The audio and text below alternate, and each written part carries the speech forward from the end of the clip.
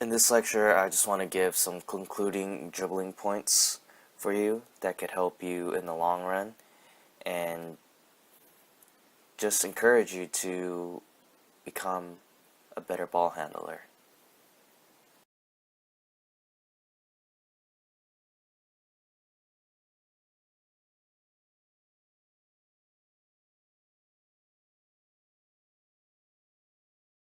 Dribbling fundamentals. It's all about the fundamentals. Fundamentals are crucial and they're very important when you want to be a better basketball player.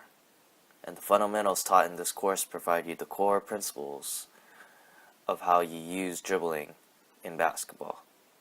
These fundamentals will take you a long way and eventually help your overall basketball game in the long run. Make it a point to have these fundamentals embedded in you.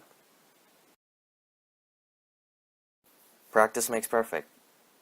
In order to improve on your ball handling, you have to constantly practice.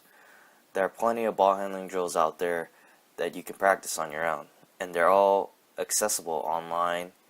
You can look through YouTube and various different sites and check them out and see what drills you like to work on.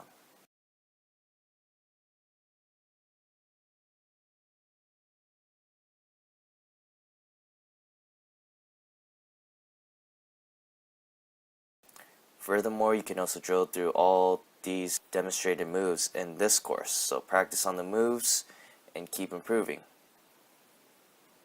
Give yourself time to improve. It takes time. Working on the same move over and over, eventually you'll be able to master it. So as Joel Embiid would say, trust the process and have confidence that you'll be a great ball handler.